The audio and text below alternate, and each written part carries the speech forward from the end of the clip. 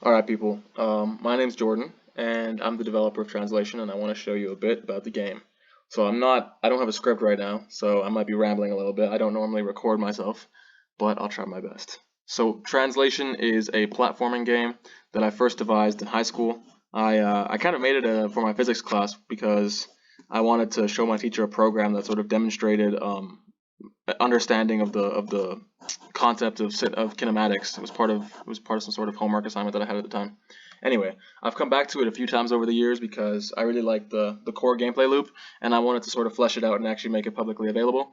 So yeah, I've basically programmed in 48 levels in the main gameplay and stuff, and just tossed it up. And if people respond to it well, then I'll actually finish the level editor, finish the campaign importing and exporting system so that it can become a sort of community-driven thing on its own terms and have its own legs and be completely independent of me, and people can just expand on it and design whatever levels they want and share them with friends. That's the vision. So I wanted to actually get on here and show you guys how the game works, show you guys why I think it's unique, and show you guys why I think it's addictive and fun. So I'm going to go through the tutorial, explain the core gameplay mechanics, and then go through the first few levels of the Season 1 campaign to just sort of give you an idea of what's possible. So let's get to it. Tutorial. Okay. So the point of the game, you control a red square, and the point of each stage is just to stomp on all the sentries in the level. So the sentries are all the other squares. So anyway. Each sentry type has a different power. The blue ones are the first ones you meet. That's the basic type, so to speak. They're like what are they called? Goombas in Mario? Yeah.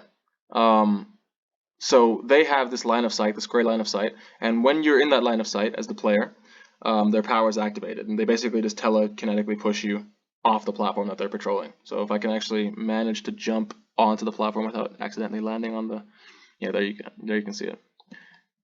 It pushes you off the platform. So yeah, very simple. The point here is just to land on top of the sentry.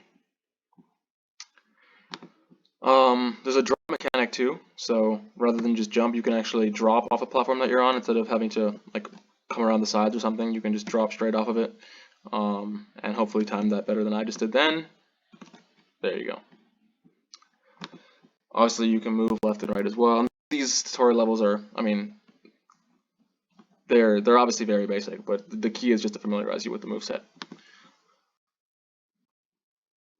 And then here you see how that line of sight works basically from spawn. So if you're on the same height level, then once they see you, you're in real danger.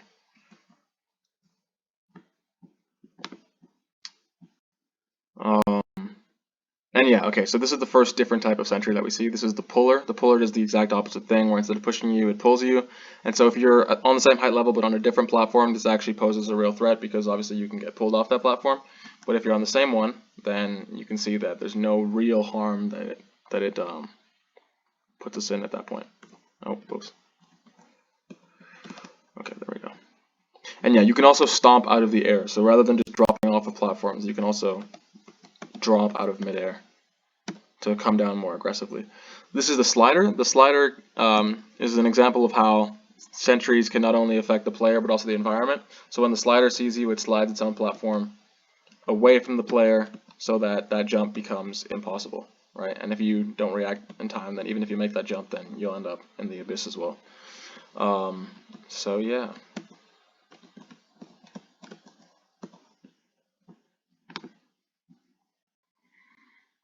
And then some sentries, as it says, do not rely on sight. So this is the first example of a blind sentry. This is the magnet, where every game tick, it sort of draws the player towards its X position.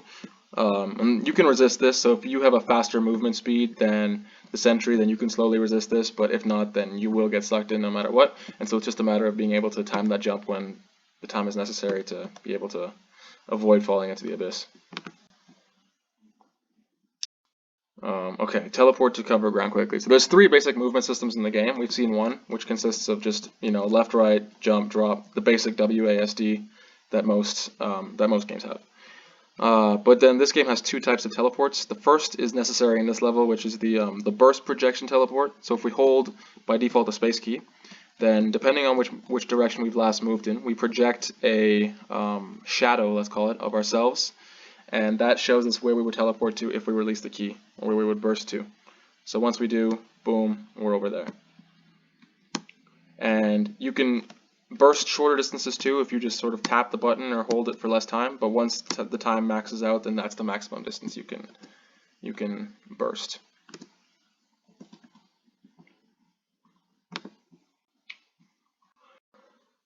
What do we have here? Okay, yeah, there's also some camera controls. So the first is just a zoom, so you can zoom out and see the level in less detail, but obviously see more of it.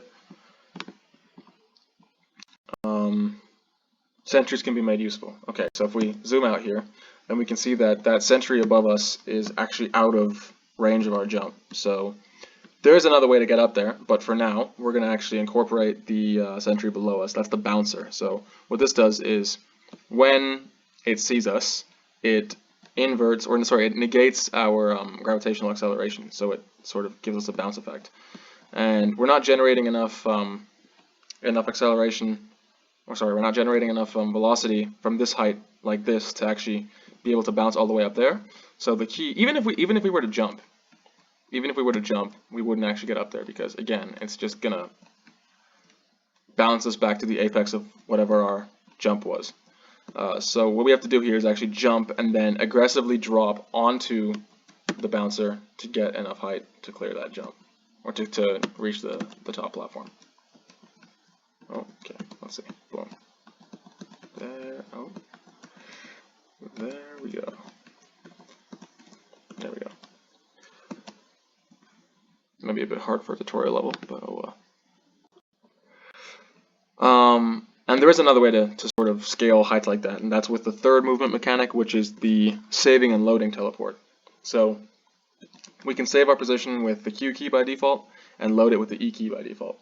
Once we load our position, and also note, we can only load our position if we are either supported by a platform, have a platform below us, or are not falling. So if we're rising or level, or have platform support, we can load our position. But if we're falling over the abyss, which I'll try to simulate here, then that icon disappears, because we actually aren't in a legal position to load our position there, because it's sort of like a hacky save. So I made it so that you can only do it when you wouldn't otherwise die. But the cool thing about this is that you can actually, that loading your position actually preserves your velocity. So if you're jumping while you load your position, then you can actually get beyond the apex of whatever your jump height would be. So I'm going to do it now. I'm going to jump and then load my position immediately afterwards, and you can see how you can sort of chain jumps to get up distances like that. And I think that honestly, maybe I'm a bit naive here, but I think the combination of those three things with the enemy power types actually results in some really, really wacky level combinations that I don't think I've seen before in platforming games, which is what excites me about this and why I wanted to share it with you guys.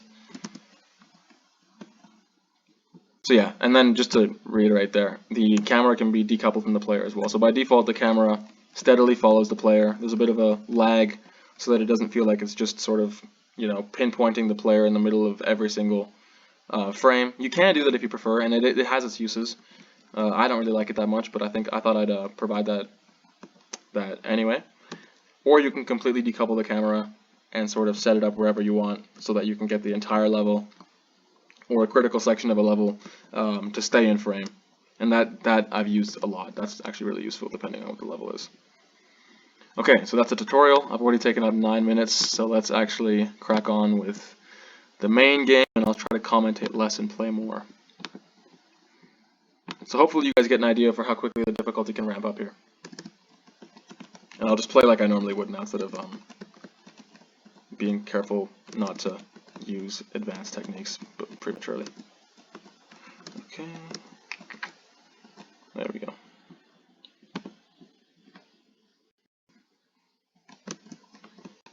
So the crumbler actually eats or crumbles its own platform when it sees you until it's basically just wide enough to support the sentry itself. Okay, okay. I'll try to commentate only on new sentry types as we encounter them. This is a spawner. Spawners every few ticks, well not every few ticks, but every so often, they actually I'll just demonstrate that quickly. They spawn a certain sentry type, and the sentry type that they spawn is actually indicated by the color of their loading grid. And then this one is spawning nomads. So nomads every n ticks they teleport randomly to a different platform. So they're sort of hard to keep up with, because if you can't really nail them down, then you have to actually follow them. Yeah. So the idea is to get this guy before he gets the chance to spawn any. Bridge over sticks. Okay, so this is the bouncer again. We've seen that one. That's not really a bounce. You can sort of use it as a makeshift bridge instead of actually bouncing on it like this. So you can just use it as a sort of it reminds me of what's that bridge from? The Bifrost from Norse mythology. But I named it after Greek mythology, so go figure. Okay, so that was the feather. The feather does the opposite to what the anchor does, where it decreases the power of gravity, or it decreases the acceleration of gravity rather than increases it, and it actually gets it to that so that it's either negative or positive, considering. Well, let me stop rambling and just play. This level has a cool enemy type. This level has the Necromancer, and the Necromancer every n ticks, let's call it, revives a crushed sentry. But they're tethered to the Necromancer, so if let me just do it with like 1 or 2 out of the 4. I'll try and avoid these other. Oh damn! I'll try and avoid the other ones. Okay. Oh, damn it. Okay, hold on. Ooh, ooh. Okay, cool. I've killed it now. Damn. Okay, hold on. One more try. I'm just trying to show what would happen. Okay, so I've gotten one of them. I did it again! Am I going to edit this out, or am I just going to upload all of it? We'll have to see. Oh my god, I'm definitely editing this, Jesus Christ.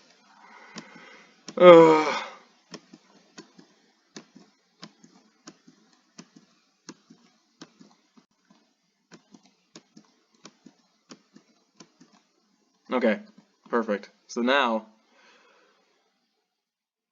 you can see that revived sentry is tethered to the Necromancer. So if I crush the Necromancer now, then that tethered tethered pusher that was revived is transitively crushed, as if by magic.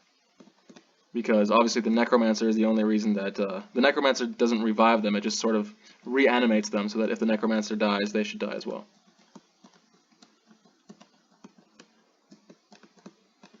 Okay, there we go. That wasn't so hard, was it? The tides of March. Wow, look how punny I am.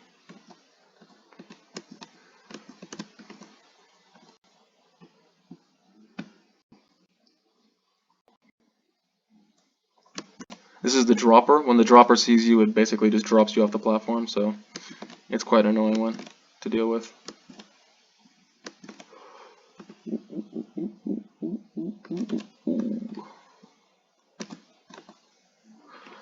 Perfect.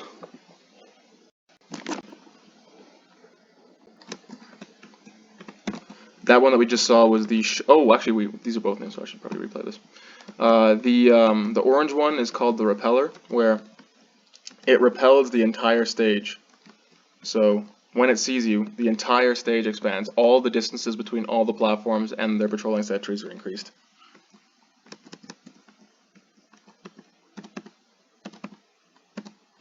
Oh, and the shover is just more like a superpowered version of the pusher, where it pushes you 4 times as hard as a pusher would. So basically, if it sees you, you've got no chance. You are getting pushed off.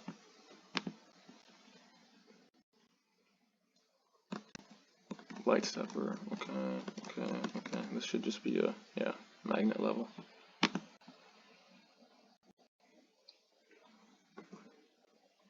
Oh, okay, so this is one of those gravity balance levels where there's both an anchor and a feather in the same level. So depending on who you defeat first, it'll affect the gravity. So if I defeat the feather first, right, then gravity will increase, and if I defeat the anchor first, then gravity will decrease and I'll end up flying. So I'll try to show that off now, actually. There. Unfortunately, the pink guy is a booster, and the booster doubles your velocity caused by gravitational acceleration when it sees you. So if you accidentally move too fast when it sees you, it'll basically just launch you out of the level either way, whether up or down.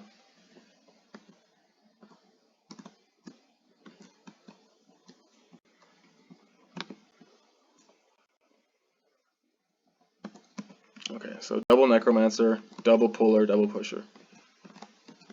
Bit of a complex one in terms of the design or the layout, but yeah, not too difficult. Okay, just kidding. Ooh, ooh, ooh, ooh, ooh. I typically try to go for necromancers first, just to kill them once, so that if there's multiple, then once you've killed them all at least once, they all sort of they die in a chain. Ooh, ooh, ooh, ooh, ooh, ooh.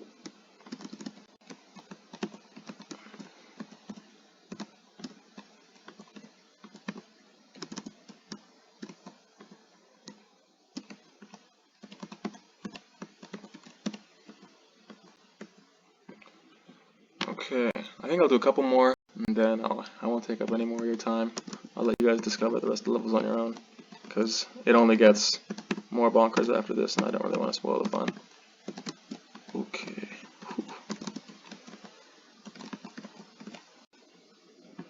That was perfect. Wow, that was a masterpiece. My goodness. Okay, this one's a fun one. I like this one a lot. So the idea here is basically that if you don't kill, or if you don't crush these anchors as you drop, then there's no way for you to make up that vertical distance again. And it's actually like the anchor is too powerful to actually use the save and load jump trick. So you're basically screwed at that point. So you have to time these perfectly. Oh, I missed it again. There we go. 2.7 seconds. My goodness. Okay. One more. Let's do one more. Oh no, this is boring. We'll do another one after this.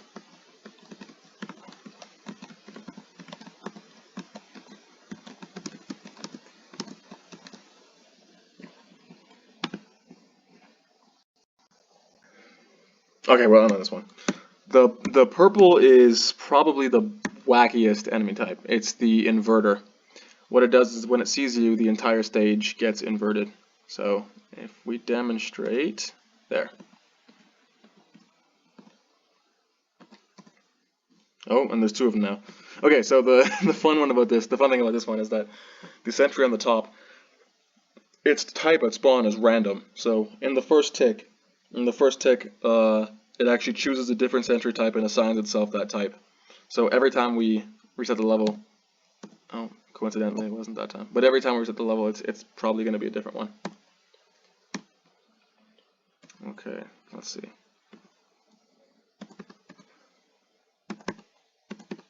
Alright. So we've got the only way to get this guy is to not have him see you, basically. Oh, damn, okay, not that time. Oh, no. Nope. Yeah, there we go, got it, okay. And we've got a spawner, and a random type spawner too. No! Oh gosh. Okay, oh no! Ah! Oh!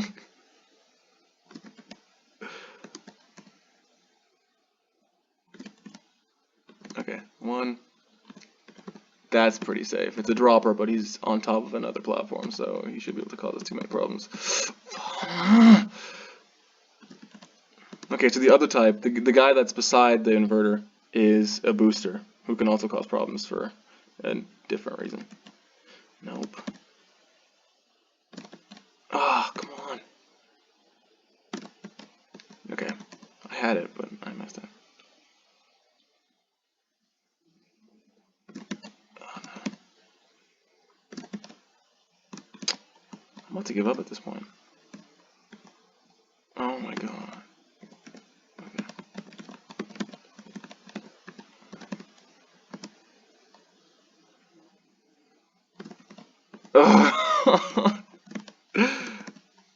No.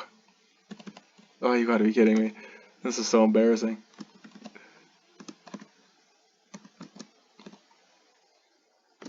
Oh man. Okay, I've gotta find a different strategy because this isn't working.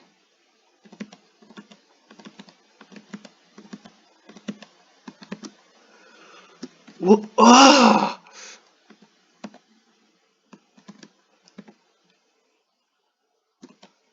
Got it. Okay. Whew. Alright, we'll end it there because I can't promise that won't happen again. Okay, well, I hope you've enjoyed that. I really enjoyed making this game, and I love playing it, even though I know the levels and I designed them myself. I love playing it. So I'm literally just hoping you guys like it too, so I can find the time to make this level editor and then actually play levels that I didn't make. So, yeah.